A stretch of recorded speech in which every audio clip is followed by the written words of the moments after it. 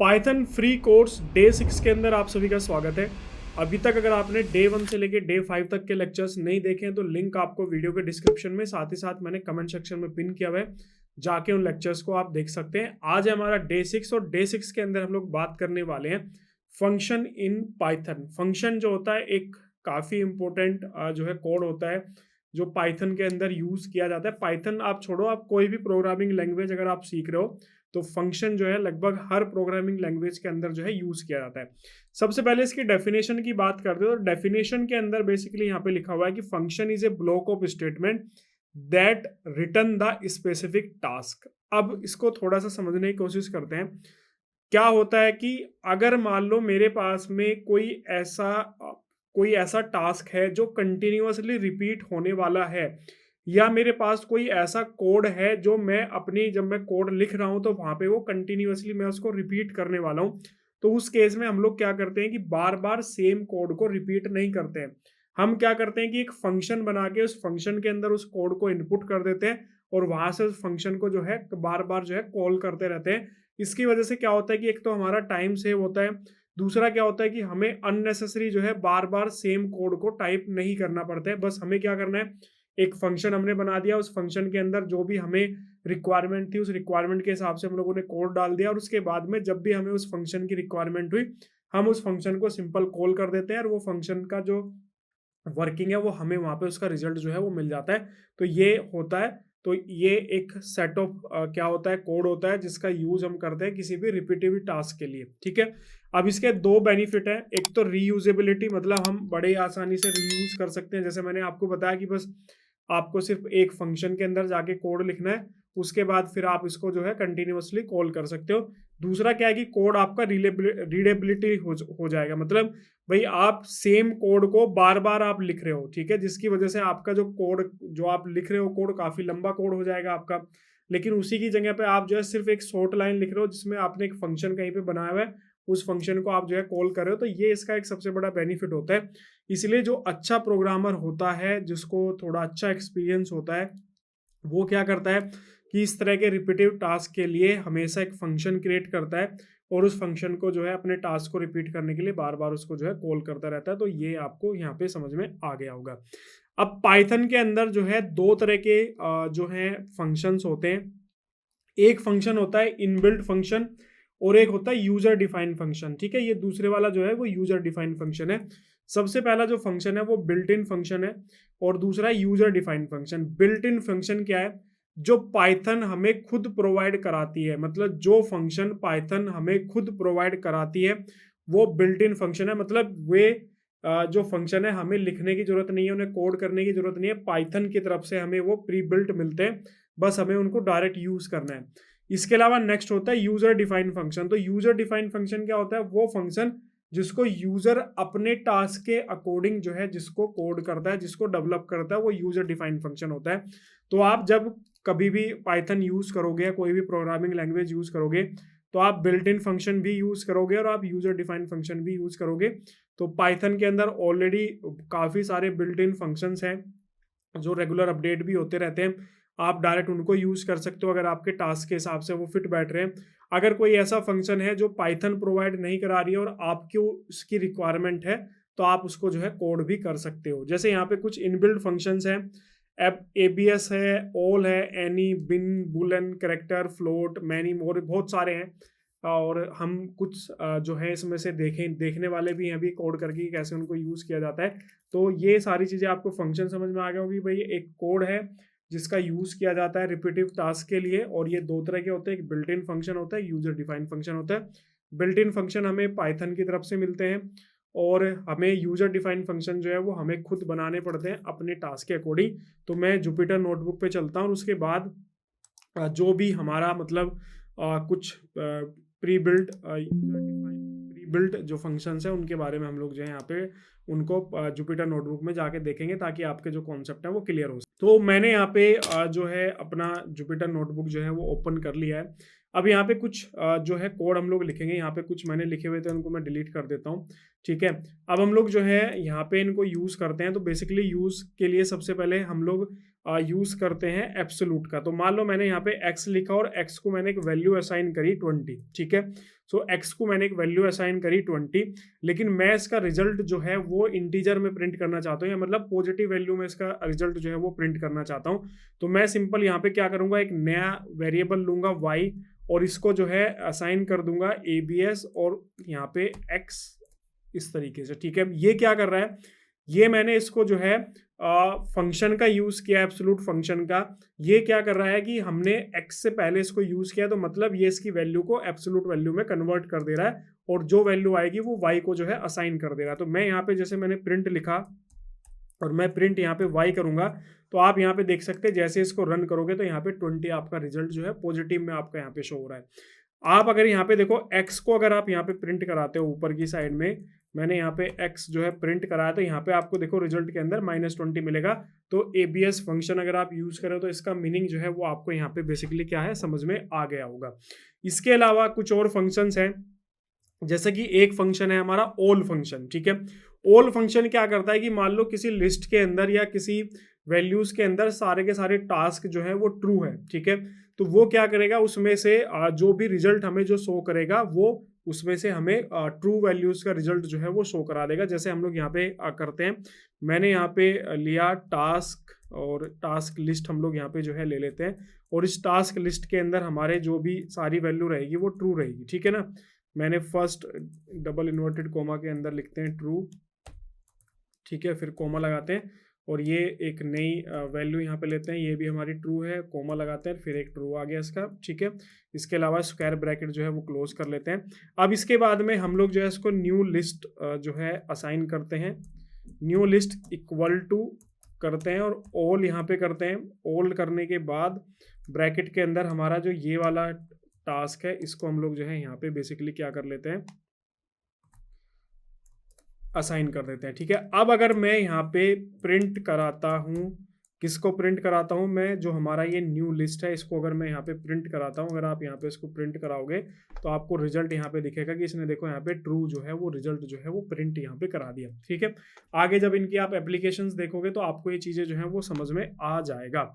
इसी का एक उल्टा होता है, इसी के अंदर एक होता है एनी। मान लो इसके अंदर क्या होता है, जैसे मैं इसी को यहाँ से कॉपी कर लेता हूँ टास्क को,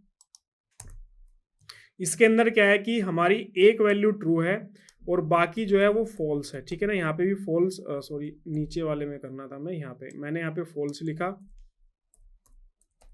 ठीक है, और यहाँ पे भी मैंने जो है इसके अंदर फॉल्स लिखा, ठीक है। अब यहाँ पे जो है ऑल की जगह पे मैंने यहाँ पे एनी फंक्शन का यूज किया। अब अगर आप इसको जो है कराओगे तो भी यहाँ पे देखो इसने ट्रू कराया, तो क्या है कि हमारी लिस्ट के अंदर दो वैल्यू फॉल्स थी, एक ट्रू थी, तो इसने ट्रू वैल्यू को पिक करके यहाँ पे जो है उसका रिजल्ट जो है वो क्या करा दिया, यहाँ पे शो करा दिया। तो इस तरीके से हम लोग जो है इसको क्या कर सकते हैं, यहाँ पे यूज कर सकते हैं। इसके अलावा और भी काफी सारे फंक्शंस हैं जिनको अभी हम 1 बाय 1 देखने वाले हैं, ताकि आपके जो सारे के सारे जो कॉन्सेप्ट है वो यहाँ पे क्लियर हो सके। अब जैसे आपके पास में कोई नंबर है, मान लो मैंने यहाँ पे x को असाइन किया 15, ठीक है। अब मैं इसको बाइनरी में प्रिंट कराना चाहता हूँ, मैं इसको किस में कन्वर्ट करना करके प्रिंट कराना चाहता हूँ, बाइनरी में। तो मैं यहाँ पे क्या करूंगा, एक वैल्यू लूंगा y इक्वल टू, और यहाँ पे बिन का मैं यूज करूंगा और यहाँ पे x को कन्वर्ट कर दूंगा बिन में, और उसके बाद अगर आप यहाँ पे प्रिंट कराओगे y को तो ये आपको जो है बाइनरी में जो है इसका रिजल्ट देगा। यहाँ पे अगर आप नीचे देखोगे तो बाइनरी डिजिट के अंदर इसने इसको प्रिंट करा दिया। तो इस तरीके से हम जो है इसको बाइनरी डिजिट के अंदर भी यहाँ पे क्या कर सकते हैं, प्रिंट करा सकते हैं, ठीक है। सेम चीज आप जो है बुलियन में कन्वर्ट कर सकते हो, किसी भी नंबर्स को आप स्ट्रिंग में कन्वर्ट कर सकते हो, आप कैरेक्टर्स में कन्वर्ट कर सकते हो। जैसे कि मुझे अगर कॉम्प्लेक्स नंबर के अंदर जो है करना हो, जैसे मैंने यहाँ पे x लिखा और x के अंदर मैंने यहाँ पे दो वैल्यू जो है वो असाइन करी, एक मैंने 2 लिया और एक मैंने -3 लिया, ठीक है। उसके बाद मैं यहाँ पे क्या करूँगा, मैं इसको यहाँ पे जैसे मैंने यहाँ पे y लिया, y इक्वल टू करेंगे और उसको मैंने कॉम्प्लेक्स किया और यहाँ पे स्टार यूज करेंगे इसके साथ में और x, ठीक है, ब्रैकेट क्लोज। उसके बाद अगर आप यहाँ पे प्रिंट कराओगे y को तो ये आपको बेसिकली जो रिजल्ट देगा वो यहाँ पे देखो इन कॉम्प्लेक्स नंबर की फॉर्म में आपको जो है रिजल्ट देगा। हमने यहाँ पे x को दो वैल्यू असाइन करी, इंटीजर्स वैल्यू, और उसने देखो इसको यहाँ पे कॉम्प्लेक्स नंबर्स में जो है उसको यहाँ पे क्या कर दिया इसने, कन्वर्ट कर दिया। ठीक है, इसके अलावा आप कोई भी मान लो आपके पास कोई नंबर है तो उसके लिए आप कोई रैंडम टेक्स्ट भी आप उसके लिए कन्वर्ट कर सकते हो। जैसे यहाँ पे फिर से अगेन मैंने एक्स लिया और उसके लिए मैंने 97 यहाँ पे वैल्यू असाइन की। उसके बाद में मैं यहाँ पे क्या करता हूँ, जो है y इक्वल टू करता हूँ, y इक्वल टू CHR और इसको मैं x को चेंज कर देता हूँ। उसके बाद फिर मैं यहाँ पे इसको प्रिंट करता हूँ और y जैसे ही मैं प्रिंट करूँगा तो आप देखोगे कि यहाँ पे ना एक रैंडम जो है कैरेक्टर आपको ये आपके नंबर का प्रिंट आपको करके दे देगा। ठीक है, तो इस तरीके से जैसे मैंने यहाँ पे 100 किया, इसको करोगे तो देखो इसने अब डी प्रिंट करके दे दिया। तो इस तरीके से आप रैंडम कैरेक्टर्स भी जो है वो क्या कर सकते हो, आप यहाँ पे प्रिंट करवा सकते हो। सेम इसी तरीके से अगर आपके पास में कोई इंटीजर है और उस इंटीजर को आप फ्लोट में भी कन्वर्ट कर सकते हो। सेम जैसे हमारा ये यहाँ पे ले लेते हैं x इक्वल टू, मैं यहाँ पे 100 ले लेता हूँ या 120 ले लेते हैं।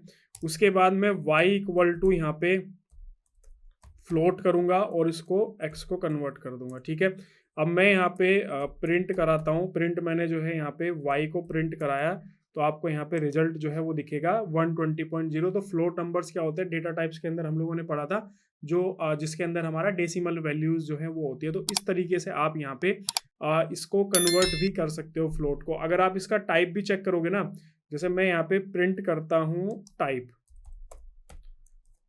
इस तरीके से, तो यहाँ पे आपको इसका टाइप भी पता चल जाएगा। यहाँ पे देखो इसका फ्लोट जो है टाइप है।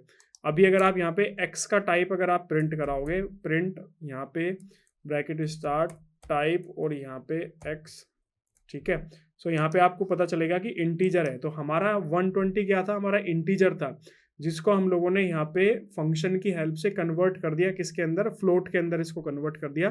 तो ये भी हमारा बेसिकली जो है यूज होता है, जो कि हम बड़े आसानी से जो है फंक्शंस का यूज करके हम इसको प्रिंट करवा सकते हैं। सेम इसी का उल्टा होता है हमारा कि अगर कोई फ्लोट नंबर है तो उसको हम इंटीजर नंबर के अंदर भी कन्वर्ट कर सकते हैं। तो जैसे मैंने यहाँ पे लिया x इक्वल टू 99.90, ठीक है। अब मैं यहाँ पे y इक्वल टू INT करूंगा और इसको जो है ना x को इंटीजर में कन्वर्ट कर दूंगा। अब अगर आप यहाँ पे प्रिंट कराओगे y को, तो यहाँ पे अगर आप देखोगे तो प्रिंट कराओगे तो 99 के अंदर ये प्रिंट हुआ है। ठीक है, 99.90 क्या है, मेरा फ्लोट नंबर है, इसको मैंने यहाँ पे इंटीजर के अंदर कन्वर्ट कर दिया। अगर आप इसका टाइप भी देखोगे तो मैं यहाँ पे y का जो है टाइप प्रिंट करा देता हूँ। तो यहाँ पे आपको पता चलेगा कि देखो ये इसकी जो क्लास है वो इंटीजर क्लास है। तो आप उल्टा भी कर सकते हो, कोई फ्लोट नंबर है तो इंटीजर में, इंटीजर है तो उसको फ्लोट नंबर में, इस तरीके से जो है आप इसको बड़े आसानी से कन्वर्ट कर सकते हो। आप चाहो तो इसको राउंड भी कर सकते हो। जैसे मैंने यहाँ पे यही है हमारा x है, तो मैं INTG की जगह पे यहाँ पे राउंड जो है यूज़ करता हूँ फंक्शन का। मैंने यहाँ पे राउंड फंक्शन यूज़ किया और मैं अब इसको यहाँ पे जो है y को प्रिंट कराता हूँ। तो यहाँ पे आपको दिखेगा कि जैसे आप y प्रिंट कराओगे तो वैल्यू ना आपकी राउंड हो जाएगी। तो यहाँ पे आप देखो तो ये देखो 100 इसने कर दिया, 99.90 को इसने राउंड वैल्यू के अंदर 100 कर दिया। तो कई बार ऐसा होता है कि हम लोग जो है डेटा इनपुट करते हैं तो हमें चाहिए कि उसका रिजल्ट हमें डेसिमल में ना मिलके हमें राउंड वैल्यूज के अंदर उसका तो रिजल्ट जो है वो मिले। तो हम इस तरीके से राउंड फंक्शंस का जो है वो यूज जो है वो बड़े ही आसानी से जो है कर सकते हैं।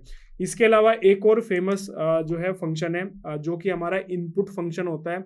मान लो आपको कोई ऐसा डेटा बनाना है जहाँ पे आपको कोई वैल्यू इनपुट करनी है, जैसे गूगल जैसे फॉर्म वगैरह हम लोग बनाते हैं ना कि भाई आप अपना नेम टाइप करो, फ़ोन नंबर इनपुट करो, आप अपना जो है OTP एंटर करो, इस तरीके की काफ़ी सारी चीज़ें होती हैं जो हम लोग बनाते हैं। तो वहाँ पे भी ये इनपुट का जो है वो यूज होता है। अब जैसे कि मैं यहाँ पे एक नेम वेरिएबल लेता हूँ और इसको मैं यहाँ पे इनपुट क्लास जो है वो देता हूँ। मैंने यहाँ पे इनपुट दिया और ब्रैकेट के अंदर मैं यहाँ पे जो है लिख देता हूँ कि एंटर योर नेम।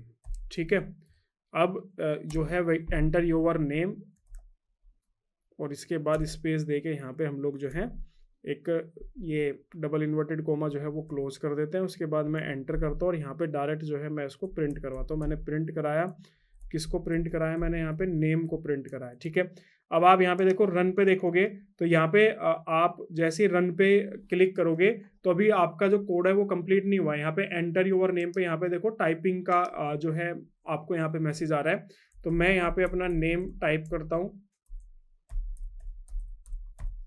ठीक है, अब आप जैसे एंटर प्रेस करोगे तो यहाँ पे देखो नीचे आपका नेम जो है वो यहाँ पे प्रिंट हो गया। तो इस तरीके से ये इनपुट फंक्शन होता है। तो अगर आपको कोई इनपुट फॉर्म वगैरह बनाना है तो वहाँ पे आप जो है इस तरीके से इनपुट यूज़ करते हो। आपने देखा होगा ना, बहुत सारे वेबसाइट वगैरह पे आप जाते हो, किसी सॉफ्टवेयर को भी अगर आप यूज़ करते हो तो वहाँ पे इनपुट का ऑप्शन आता है कि भाई आप अपना नेम इनपुट करो, आप अपना मोबाइल नंबर इनपुट करो, मेल आईडी इनपुट करो, या ओटीपी वाला सिस्टम होता है कि ओटीपी वहाँ पे इनपुट करो। तो वहाँ पे इसी तरीके की सारी चीज़ें जो है वो यूज़ की जाती हैं। इसके अलावा आप मैक्सिमम मिनिमम का यूज़ कर सकते हो। मान लो आपके पास में कोई भी लिस्ट है, ठीक है ना, यहाँ पे नंबर अंडरस्कोर मैं यहाँ पे एक लिस्ट जो है वो बना लेता हूँ, इक्वल टू स्क्वायर कोमा के अंदर 2 5 8 11 30, ठीक है।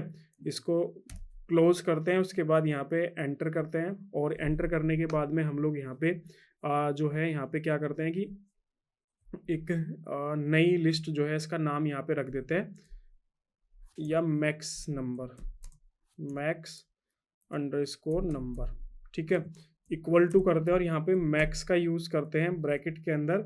ये जो हमारा वेरिएबल है ये यहाँ पे पेस्ट कर देते हैं। उसके बाद अगर आप इसको प्रिंट कराओगे, मैंने इसको यहाँ पे प्रिंट कराया, ब्रैकेट स्टार्ट, यहाँ पे अगर आप इसको प्रिंट कराओगे तो रिजल्ट के अंदर आपको दिखेगा जो आपका मैक्सिमम नंबर जो है आपका यहाँ पे बेसिकली होगा। जस्ट ए मिनट, मैं ना एक बार ये वाला नाम यहाँ से हटा देता हूँ, ये ना बार बार जो है वो एरर दिखा रहा है, ठीक है। अब इसको हम लोग यहाँ पे रन करते हैं। The cell have been executed to avoid करना लोग। कोड को यहाँ पे जैसे ही रन करोगे आप, तो यहाँ पे देखो आपको 30 नंबर जो है आपको यहाँ पे मिल जाएगा, क्योंकि हम लोगों ने यहाँ पे मैक्सिमम नंबर। तो अगर आप इस लिस्ट के अंदर देखोगे तो सबसे हाईएस्ट नंबर जो है वो आपका कौन सा है, 30 नंबर है, तो आपको ये 30 नंबर दे देगा। सेम चीज़ आप मिनिमम के साथ भी कर सकते हो। जैसे मैं यहाँ पे इसको हटा दे के, मैक्स को हटा के मैं यहाँ पे मिनिमम कर लेता हूँ, ठीक है ना। अब यहाँ पे इसको भी मिनिमम लिख देते हैं, और यहाँ पे ये भी हमारा मिनिमम।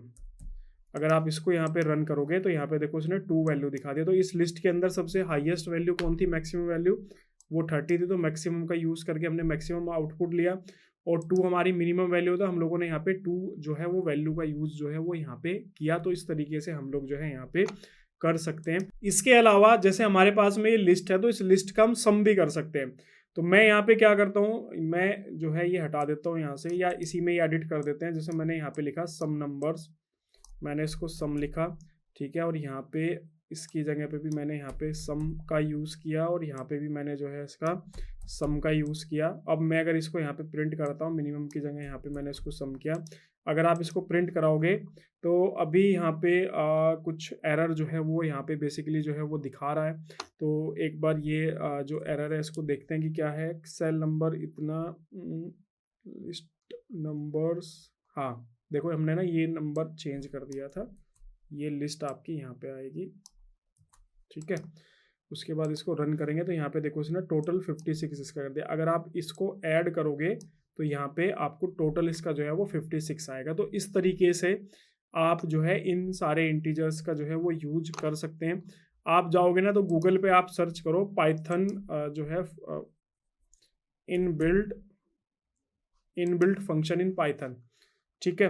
तो आपको यहाँ पे काफ़ी सारी वेबसाइट मिलेगी, पाइथन की भी खुद की जो आपकी डॉक्यूमेंटेशन की लाइब्रेरी है। यहाँ पे देखो ये सारे बिल्ट इन फंक्शंस हैं जो आप पाइथन के अंदर जो है यूज़ कर सकते हैं। ये सारे देखो कितने सारे आपके जो इनबिल्ट फंक्शन है जो हमें पाइथन जो है वो प्रोवाइड कराती है, वो सारे के सारे फंक्शंस आपको यहाँ पे मिल जाएंगे, उनके कोड भी आपको यहाँ पे जो है देखने के लिए मिल जाएंगे। इसके अलावा जैसे अगर आप कोई अपना खुद का फंक्शन लिखते हो तो वो DEF से लिखा जाता है, ठीक है। तो यहाँ पे देखो लिखा हुआ भी DEF, क्लियर।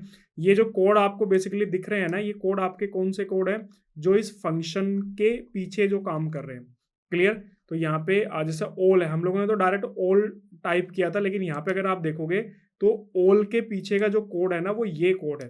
तो हमने डायरेक्ट सारा कोड ना लिख के हमने सिर्फ ऑल का यूज़ किया, मतलब हमने क्या किया, हमने सिर्फ ऑल फंक्शन को जो है कॉल किया और उसने हमें रिजल्ट जो है दिखा दिया। अगर हमें मान लो कि ऑल फंक्शन जो है इस तरीके से हमने उसका फंक्शन ना बनाया होता तो हमें इतना सारा कोड जो है वो देखो बार बार जो है वो लिखना होता है। यहाँ पे देखो एनी के अंदर भी आप देखोगे इतना कोड यहाँ पे लिखा हुआ है। इफ और एल्स की कंडीशन यहाँ पे लगी हुई है जो हम आगे आने वाली वीडियो के अंदर जो है वो देखने वाले हैं। तो अभी आप यहाँ पे भूल जाओ E4 else का। यहाँ पे देखो बाइनरी के लिए भी आपका यहाँ पे कोड लिखा हुआ है, तो अगर आप देखोगे तो जितने भी फंक्शंस यहाँ पे इनबिल्ट फंक्शंस है मोस्टली सभी के लिए यहाँ पे कोड जो है वो आपको मिल जाएंगे, तो आप इनकी प्रैक्टिस जो है वो कर सकते हो। इसके अलावा आप चैट जीपीटी की हेल्प ले सकते हो, वो भी आपको काफ़ी सारे इनबिल्ट फंक्शंस के और यूजर डिफाइंड फंक्शन के भी आपको जो है कोड जो है वो रेडीमेड कोड आपको दे देगा, बस आपको जाके उस पर टाइप करना है। तो आपको प्रैक्टिस के लिए काफ़ी सारे कोड जो है वहाँ पे भी अवेलेबल हो जाएंगे। इसकी एक बार प्रैक्टिस करना। कोई भी दिक्कत आती है, कोई भी कन्फ्यूजन आता है तो कमेंट सेक्शन में एक बार कमेंट जरूर करना, मैं आपको रिप्लाई करूंगा। इसके अलावा अगर आपने प्रीवियस लेक्चर्स नहीं देखे हैं तो वो लेक्चर्स जाके जरूर देखना, क्योंकि ये लेक्चर्स आपको तभी क्लियर होगा अगर आपने प्रीवियस लेक्चर्स जो है वो देखे होंगे। इसके अलावा अगर आप complete MS Excel, complete power BI, complete SQL सीखना चाहते हैं तो ऑलरेडी हमारे यूट्यूब चैनल पे सारा कंटेंट अपलोड है, जाके आप उन लेक्चर्स को जो है देख सकते हैं। बाकी इस वीडियो को लाइक करो, शेयर करो, चैनल को सब्सक्राइब करना बिल्कुल भी मत भूलना। मिलते हैं आपसे नेक्स्ट वीडियो के अंदर। Okay, thank you.